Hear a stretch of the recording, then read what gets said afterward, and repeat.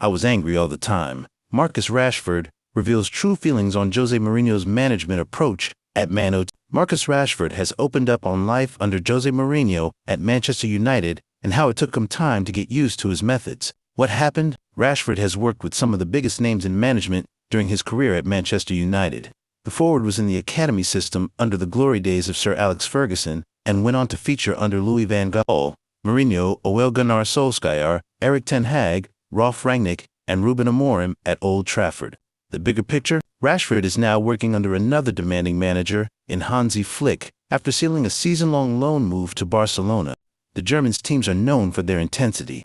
With Rashford already having admitted he's found preseason difficult in Catalonia, the attacker has now been asked about the most influential managers he's worked with and spoke about life under Mourinho at Old Trafford. What Rashford said? Speaking on the Rest Is Football podcast, Marcus Rashford opened up about the coaches who shaped his career the most.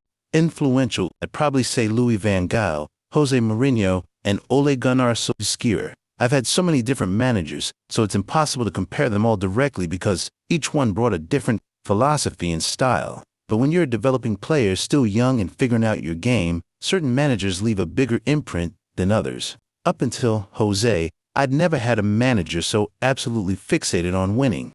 Don't get me wrong, Van Gaal was also obsessed with results, but he wanted them delivered through a beautiful, methodical style of football. He was about patterns, control, and the artistry of the game. Jose, though, was different for him. The result was everything. If you win, you win. No matter how you get there, that's the most important thing. You don't dwell on it, you just move on to the next challenge. At the start, I found that approach tough. I was angry a lot of the time because I wanted to play in a certain way or focus on specific improvements. But he wouldn't always bring those up if we'd won. For him, a victory was enough. But when we lost, that's when he'd highlight every point, every detail that had been missing. After a few months, I began to understand him better. I started to realize that his mentality was built purely around that winning edge, and there's something incredibly valuable in that. Over time, I began to respect it, even if it was different from what I was used to. Once I accepted it, I found myself benefiting from it. I reaped the rewards because he pushed me in a way that demanded both mental and physical resilience. All three of them, Van Gaal, Jose, and Ole, influenced me in different ways. But Jose's approach to winning and mental toughness really left a lasting mark. What next for Rashford? Barcelona kick off the defense of their La Liga crown on Saturday with a home clash against Real Mallorca, and all eyes will be on whether Marcus Rashford plays any part in the fixture. The England forward, who arrived in Spain amid high expectations, is still awaiting official registration with the league, a process that must be completed before he can feature competitively. The delay is understood to be linked to Barcelona's ongoing financial balancing act. As the club continues to navigate La Liga's strict salary cap regulations, while the Catalan giants are confident the paperwork will be finalized in time, there remains a race against the clock to ensure Rashford is available for selection. For the player himself, the prospect of making a debut in front of a packed Camp Nou is an enticing one. Rashford will be eager to make an immediate impact, not only to repay the faith shown in him by Xavi and the board, but also to set the tone for his first season in Spain. If registration comes through in time, Saturday's fixture could offer a glimpse of how he fits into Barcelona's attacking system and how quickly he adapts to the rhythm of La Liga. Thanks for watching, like and subscribe. Revealed Liverpool's big transfer fear over Ibrahima Konate amid Real Madrid interest. Real Madrid have reportedly sent shockwaves through Anfield after opening direct lines with Ibrahima Konate over a blockbuster move to the Bernabeu. The 26-year-old has become one of the Premier League's most dependable center-backs at Merseyside, but his future now hangs in the balance. Madrid's interest comes at a critical moment as his contract with the Reds runs out at the end of this season, leaving the club at risk of losing him for nothing. What happened? Determined not to repeat the painful Trent Alexander-Arnold saga, Liverpool's hierarchy are scrambling to tie Konate down to fresh terms, but fear he's already agreed a deal to move to Madrid. The club are set to table a lucrative new deal within days, hoping to keep one of Arne Slot's few fit senior defenders at Anfield. Every possible lever is being pulled, all aimed at convincing the France international to commit his future to Merseyside. The message from the boardroom is clear. They cannot afford to see him walk away for free. The bigger picture, according to Marca, Liverpool's stance is firm. If Konate turns down this new offer again, they'll the club will consider putting him on the market before the transfer window shuts. While they would rather keep him, selling now would at least ensure a minimum fee instead of watching him depart for nothing next summer. Tell me more. Real Madrid, meanwhile, are quietly playing the long game. The Anfield bosses fear that Konaté has already made a verbal commitment to Los Blancos. If that's true, Madrid could simply wait until January, when Konaté would be free to sign a pre-contract agreement. Xabi Alonso's squad planning has also been adjusted to accommodate a potential new arrival by keeping a place open in the senior team. By registering Franco Mastantuono with Real Madrid Castilla, the Merengues are ensuring they have space for Konaté without needing to offload any existing first-team members. Did you know? In what many view as a telltale move, Liverpool have already agreed a £26 million, €30 million deal with Parma for teenage defensive prodigy Giovanni Leone. The 18-year-old Italian youth international is expected in Merseyside this week for a medical and to finalize personal terms. The transfer all but confirms Liverpool are bracing for any eventuality, including the worst-case scenario of losing Konaté before the transfer window is closed. What next for Liverpool?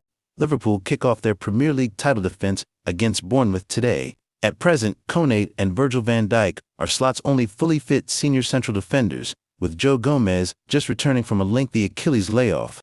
This means the Dutch manager has little option but to field the French international against the Cherries. Ibrahima Konaté. Real Madrid take incredibly bold step. It's no secret at this stage that Real Madrid want to sign Ibrahima Konaté. It no longer seems like much of a secret that Konaté wants to join Real Madrid. That's the line out of Spain, anyway, and has been for quite some time now. The Frenchman's contract expires at the end of the season, and Los Blancos smell another potential free transfer. It's a repeat of the Trent Alexander-Arnold saga, of course, that saw Alexander-Arnold string Liverpool along for at least a year before eventually deciding to sign for Real Madrid. They're trying the same strategy, convincing Konaté that they're the ultimate destination and making it near impossible for the Reds to agree a new contract. And it appears to be working in back-to-back years. However, there's a twist here. Things are different this time around, and it means Real Madrid have taken a bold new step. Real Madrid leaves squad space for Ibrahima Konaté. Marca reports that Real Madrid are leaving a squad space open in case Konaté joins them in this transfer window. That involves leaving Franco Mastantuono with their Castilla side for a bit, as they did with both Vinicius and Rodrigo. So, could a transfer actually happen this summer? Yes, actually. Real Madrid are a bit desperate after finishing last season.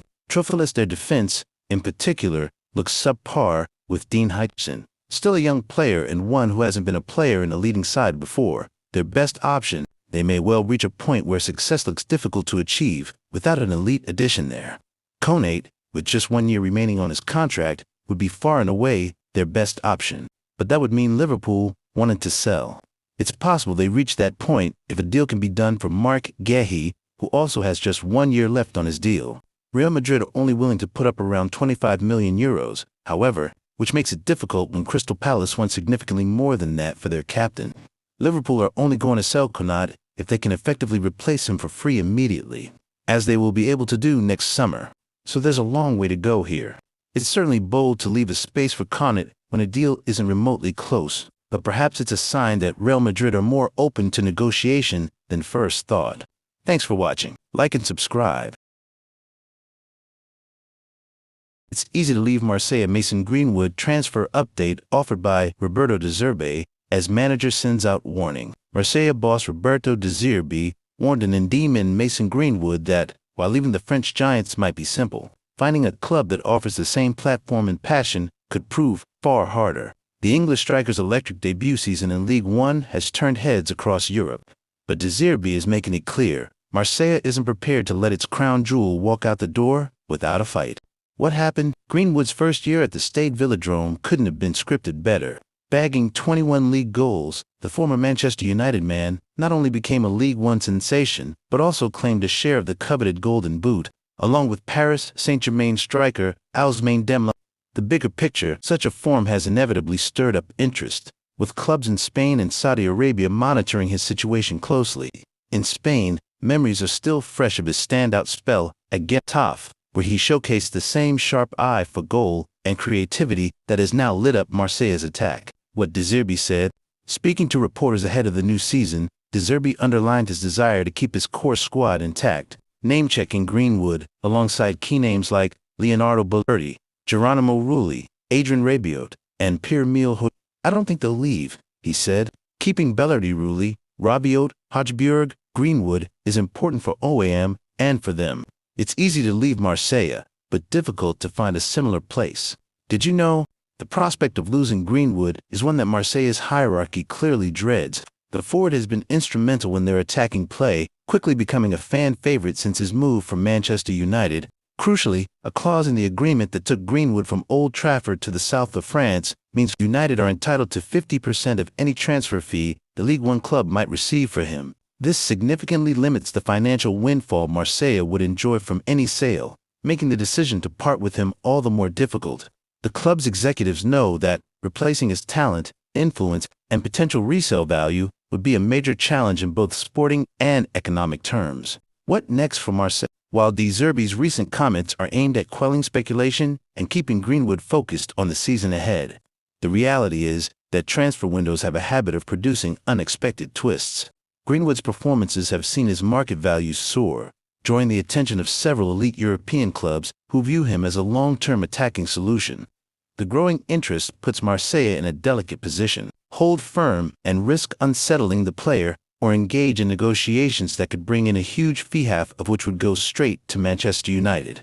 With the January and summer markets offering prime opportunities for high-profile deals, a mega-money bid could test Marseille's resolve. If such an offer arrives, the club's leadership will have to weigh immediate financial benefit against their long-term ambitions, squad stability, and the passionate reaction of their supporters. For now, all eyes turn to Friday evening when Marseille open their league. One campaign with a tricky away fixture against Rennes at Roazhon Park. Thanks for watching. Like and subscribe. Man Utd pushing for Carlos Baleba transfer as they come up with pay structure and swap deal proposal. United remain undeterred by Brighton's tough stance. Manchester United are planning to continue pushing for Carlos Baleba's signature. Brighton are understood to want around £120 million for the 21-year-old, with owner Tony Bloom known for sticking to his guns. But the Old Trafford hierarchy remain unfazed by Brighton's refusal and are currently figuring out how to construct a payment package. According to The Independent, United are considering an initial £80 million fee, with the rest made up of add-ons. There would be a will to send a player such as Roma-linked Jadon Sancho the other way, but it's unlikely that Brighton will go for that. But it's also understood that Baleba is priced above what United would be prepared to pay this summer. He is the midfielder that United's Ineos hierarchy would wish to sign were they not operating within tight PSR rules. Fans question how the club could afford to splash £200 million on three new signings: Matthias Cunha, Brian Bumo, and Benjamin Sa. But it's become clear that the PSR scare stories were perhaps overblown. With United operating within the guidelines after spreading out contracts, installments, however, splashing another £100 million on a player might be too big an ask. United are on the hunt for a dynamic midfielder to go in Ruben Amorim's 3-4-3 pivot after unconvincing displays by Manuel Ugarte and Casemiro in pre-season.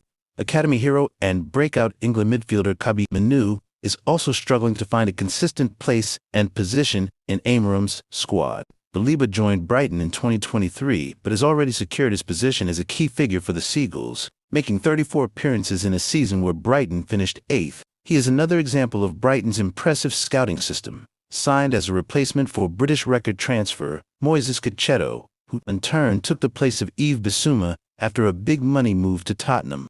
This is a tried and tested formula for Brighton, as they have lost key players in the past, such as Alexis Mac Allister, only for others to step up and fill in. Baleba previously told The Sun that praise from players like Declan Rice, Cunha, and Joelinton, as well as watching Man City star Rodri lift the Ballon d'Or, has encouraged him to set his sights on the most prestigious individual award in football. Baleba missed Brighton's last 3 preseason games, having not played since mid-July with a reported knee injury. Thanks for watching. Like and subscribe.